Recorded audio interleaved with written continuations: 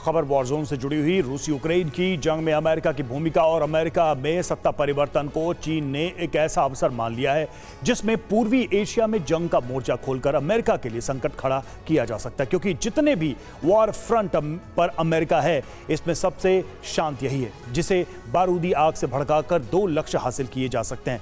पहला, अमेरिका को कमजोर साबित करना और दूसरा, ताइवान को चीन में मिला लेना। लेकिन ये रणनीति को धरातल पर कैसे उतारा जाए, इस पर देखिए रिपोर्ट।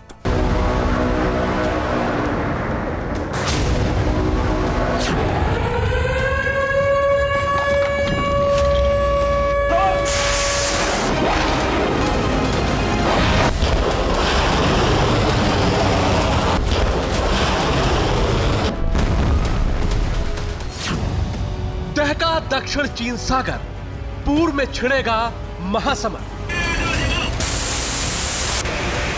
यूक्रेन रूस के युद्ध से उठे बारूदी बवंडर ने पपीते की खेती में है बम्पर पैसा, 2 एकड़ से 12 लाख तक की कमाई। अभी डाउनलोड करें फ्रीडम ऐप और सीखें पपीते की खेती।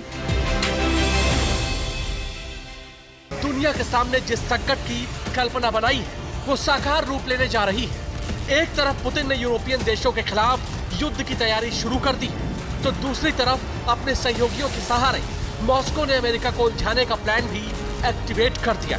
और इस प्लान के तहत अमेरिका के लिए सबसे बड़ा संकट चीन बनने वाला है।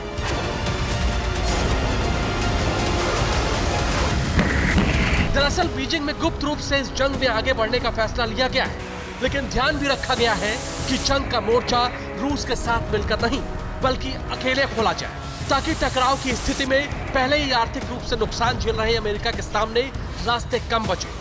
यही वजह है कि इस बार चीन ने अमेरिका में सत्ता परिवर्तन के समय को अवसर बनाया।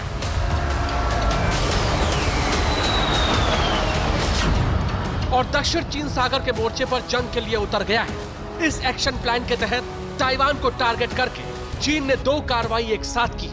पहले ताइवान के जल क्षेत्र में अपने 6 जहाजों को उतार दिया है, तो वहीं इन जहाजों को कवर देने के लिए 23 फाइटर प्लेन भी ताइवान के एयर डिफेंस आइडेंटिफिकेशन जोन में दाखिल हो गए।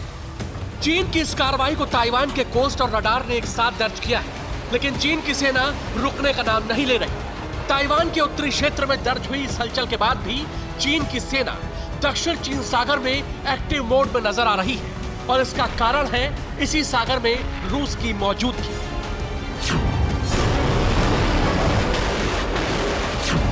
दरअसल चीन ने अपनी नेवल फोर्स को पिछले कुछ वर्षों में बहुत मजबूत बना लिया है।